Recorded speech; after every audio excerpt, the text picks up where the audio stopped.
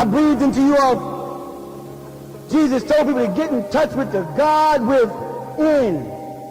Somebody, something, some school of thought, some doctrine or language or philosophy has reversed the roles and have us thinking God is outside. You know why? Because the value of man can be reduced. See, if I walked at this man with a knife with the intentions of taking his life, and I was of the school that God is in there, my approach would be different. I wouldn't be able to harass, abuse him, unless I'm stirred by the fire of anger.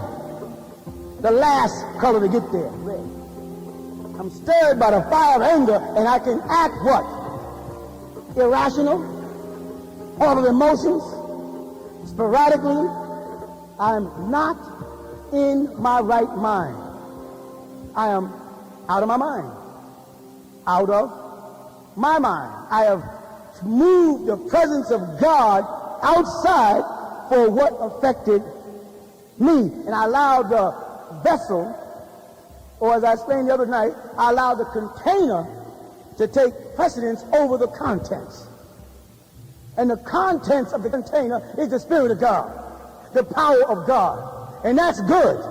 Always good. Follow? But you know what it does to us? It takes us through the valley of the shadow of death and asks us to fear no evil there. It asks me and you to walk through this world with all the evils and all the temptations that surround us. Walk through it.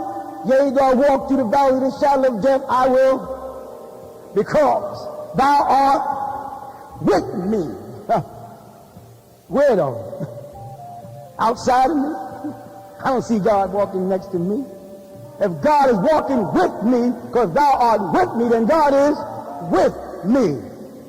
The difference is the Hebrew word, ma. Ma, with, like within, not ma, like with an accompaniment.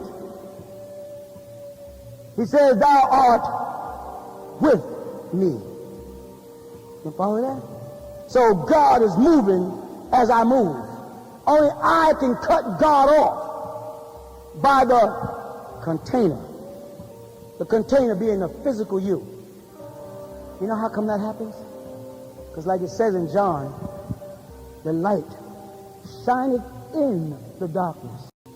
But what? But the darkness comprehendeth it not. You hear that? You hear that? The light shineth in the darkness, but the darkness comprehendeth it not. The light of God can shine in this vessel, in that body, in the darkness of that body. The body is not aware of the presence of God in it. You have been taught, and that's what Jesus came back to say. When you see me, you see God. They're like, well, where is God? He said, when you see me, you see God. He didn't mean he was God. He meant God is in me and in you and her. And if you saw that principle, you would treat humanity different. But there's a force that is set on teaching us other than that. Because that's Egyptian teaching. That's what happened with Osiris. That's what happened with Amun-Ra and Nun and Nunet and all of the other deities of ancient Egypt. They were in acknowledgement that God was them and in them. They said, it's about the blood. You see? So they called the symbol of the greatest of all the female deities in ancient Egypt, which is Isis. Her symbol is blood. You hear me? Now if I walk up to a Christian and I say, it's about the blood. You hear me?